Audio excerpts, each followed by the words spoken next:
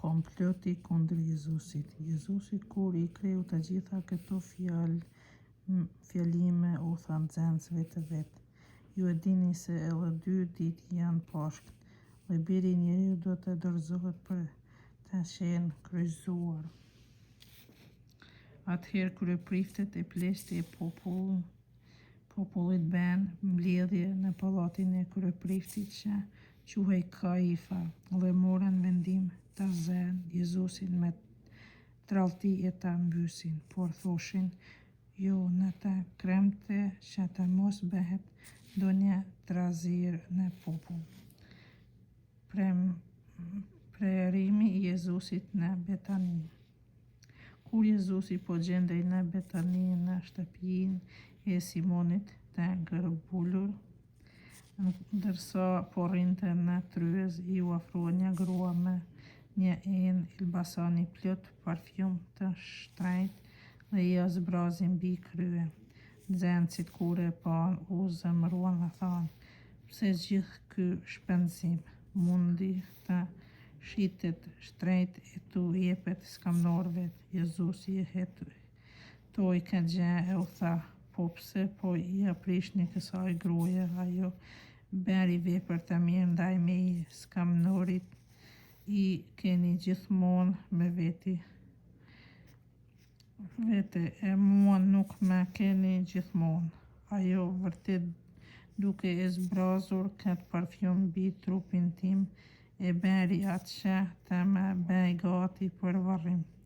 Për të vërtet po ju them, kudo që do të predikohet në botë mbar, Ungjilli do të thuhet në për kujtimin e saj, edhe kjo që bëri. Juda bën goditje me kryeprift të rinj për të tradhtuar Jezusin. Atëherë njëri prej 12-vet, ai që quhej Judas Iskariot, shkoi te kryepriftët dhe u tha, çka po më jepni e unë po ju dorëzoj. Ata I caktuan 30 sikla të argjenda. Qysh atëherë Juda kërkonte rastin e volitshëm për ta tradhtuar. Përgatitja e darkës së Pashkëve.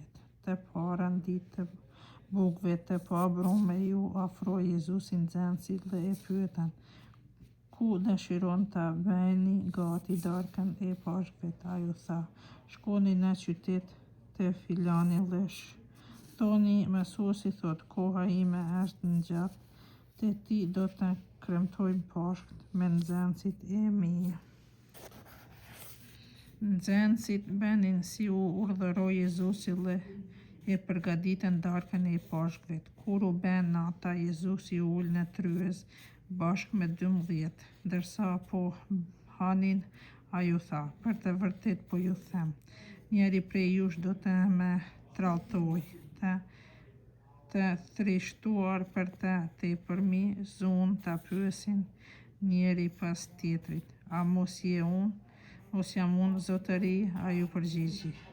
Ai që po e ngjyn kafshatën me mua në pjatë, ai do të më tradhtoj, po Biri I Njeriut pa tjetër po shkon sikurse edhe është në shkrimin shenjtë për të. Por se vaj për atë njeri që po e tradhton Birin e Njerit. Më mirë do të ishte qenë për të mos kishte lindur as pak. Atëherë pyeti edhe Juda, tradhtari I tij, a mos jam vetë mësues? E the vetë, I përgjigji Jezusi, themelimi I Eukaristisë. Ndërsa po hanin, Jezusi mori bukën, I lavd hyjt, e theu u alla nxënësve të vet e tha, merrni hani këtë, ky është korpi im. Pastaj mori kelkun e u falenderoi, u tha e tha, pini prej tij të gjithë, sepse ky është gjaku im, gjaku I beslidhjes që do të derdhet për të gjithë në shpërblim të mëkateve. Unë po ju them, qysh tash nuk do të pi me kësi fryti ardhije deri atë ditë kur bashkë me ju do të pi një verë të re në mbretërinë e atit tim. Dhe pasi kënduan himnin, dolën për të shkuar në malin e Ullivit. Jezusi parakauzon mohimin e Pjetrit. Atëherë Jezusi tha: "Të gjithë ju sonte do ta humbni besimin në mua, sepse shkrimi shajt thot: do t'i bie bajariut e dhënat e tufës do të shpërndahen, por se kur të gjallëm do të shkoj para jush në Galile." Atëherë Pjetri ju përgjigji: "Po qëse edhe të gjithë do të bjerrin besimin në ty, unë asesi nuk të bjerr besimin në ty." Jezusi i tha: "Për të vërtet po të them, sonte para se të këndoj gjeli, 3 herë do të më mohosh." Pjetri tha: "Po edhe në qoftë se duhet të vdes bashkë me ty, nuk do të mohoj." Kështu thanë edhe të gjithë nxënësit tjerë, kur ata në gjestëmen. Atëherë Jezusi mbriti me nxënës në një kopsht që quhet gjestëmen dhe u tha: "Rrini këtu derisa unë e shikoj natje e të lutem." Mos më mori me vete Pjetrin dhe 2 bijtë e Zebedeut. Atëherë filloi të trishtohet e të ngushëllohet e u tha: "Shpirtin ma kaploi një trishtim që çdo çon në vdekje. Qëndroni këtu dhe rrini së bashku me mua." Pastaj u largua pak, ra me fytyrë për dhe e lutej: "Ati im, nëse është e mundshme, largoje prej meje këtë kelk mundimesh, megjithatë le të bëhet jo si dua unë, por si do ti."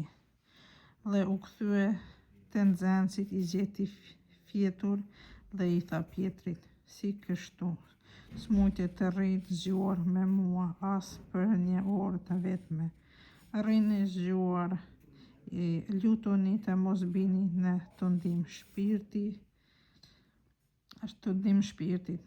Vërtet është i gatshëm, por trupi është i ligsht." Prap shkoi në 2. herë e u lut: "Ati im, nëse s'mund të kaloj ky kelk mundimesh pa u pirë prej meje." U beft vullnesa jote. U kthye përsëri dhe i gjeti fjetur, sepse gjumi ua kishte rënduar syt. I la prap, u largua dhe u lut edhe të 3. herë, duke përsëritur të njëjtat fjalë. Atëherë u kthye te nxënësit e u tha: "Flini tash, më e pushoni, ja arriti ora kur Biri i Njeriut po u bie në dorë mëkatarëve. Ngrituni të shkoni, ja po afrohet tradhtari im."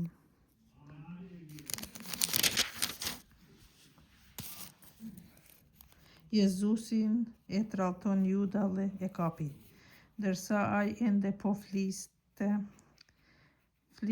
ja erdhi Juda, njëri prej 12 e me të njëtuar me malli e arrestuan me shpata e me shkopi e kishin dërguar kryepriftërit e pleqët e popullit. Tashti tradhtari u kishte dhënë këtë shenjë: "Kur unë të puth, u kishte thënë: ai është, atë kapnini." Menjëherë ju afroi Jezusit e i tha: "Të falem mësues," dhe e puthi. Jezusi i tha: "Mik, kryej punën tënde." Atëherë u ofrua turma, quan dorën në Jezusin dhe e kapën. Kur që njeri prej tyre që ishte me Jezusin çoi dorën, nxori shpatën e vet e i ra shërbëtorit të kryepriftit dhe ja preu veshin. Atëherë Jezusi i tha: "Ktheje shpatën tënde në vend të vet, sepse të gjithë ata që kapën për shpatë prej shpatës edhe do të vdesin.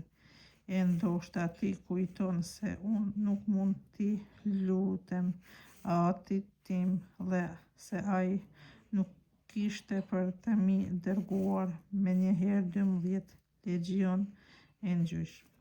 Mirë po, si atëherë do të plotësoheshin fjalët e shkrimit shenjtë sipas të cilëve duhet të ndodhë kështu.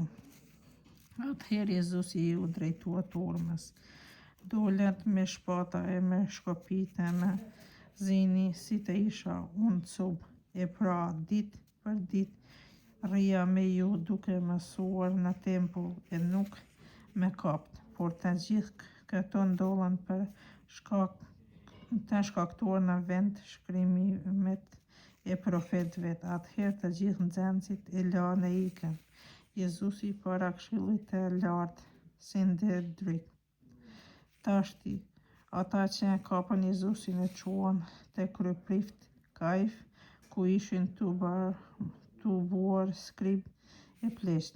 Pietri e ndoqi prej së largu deri në obortën e kryepriftit. Hyri brenda dhe korrinte me shërbëtor për të parë si do të merrte fund puna. Krerët e prifrit e të Këshillit i lartë kërkonin dëshmi të rrejshme kundër Jezusit për të vrarë, por nuk gjetën, edhe pse u paraqiten shumë dëshmitar të rrejshëm.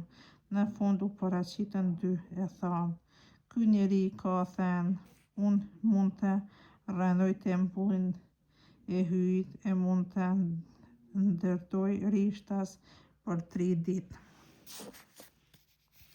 Atëherë u qua kryeprifti e i tha: "Ti s'po përgjigjesh fare për sa këto po dëshmojnë kundër teje." Por Jezusi heshtonte. E kryeprifti tha: "Po të përbej me hyun e gjallë, na thuaj, a je ti Mesia, biri i hyut?" Jezusi ju përgjigj: "Ti the, e unë po ju them, mbas tashit do ta shihni Birin e Njeriut duke ndenjur në të djathtën e të gjithëpushtueshmit dhe duke ardhur mbi erët e qiellit." Atëherë kryeprifti i shqeu petkat e vet e tha: "Shau hyjin, ç'na duhet me dëshmitar që pra vet e dëgjohat blasfeminë, ç'ju thot mendja, meriton të vdes." Përgjigjen ata. Atëherë filluan ta shtyjnë në fytyrë, t'i bien grushta e disa tjerë flak rresha, dhe i thoshin: "Na trego o Krisht, kush të ra?" Pietri mohoi Krishtin. Ndërkaq Pietri rrinte përjashta në obor, kur që ju afroi një shërbëtor e i tha: "Edhe ti ishe me Jezu Galilesin?" Por ai para të gjithëve i ra mohit me këto fjalë: "Nuk di ç'po thua." Dhe ndërsa po i afrohej derës për të dalë jashtë, e vuri re një shërbëtor tjetër e u tha të pranishëm vet: "Ky ishte me Jezus Nazarenin." E ai prap e mohoi me be, as që e njoh atë njeri. Pakës me vonë u afrua ata që ishin aty e i thanë Pietrit: "Vërtet edhe ti qen ke një prej tyre?" Ja, edhe mënyra e të folurit tënd e zbuloi. Atëherë Pietri ja nisi të lëshoj be erfese, nuk e njihte atë njeri. Zvonoi këndoi zgjeli. Atëherë Pietri i ra në mend fjala që i pati thënë Jezusi: "Para se të këndoj zgjelit ti, 3 herë do të më mbijesh mohit." Doli përjashtë dhe qau me lut përfaqe.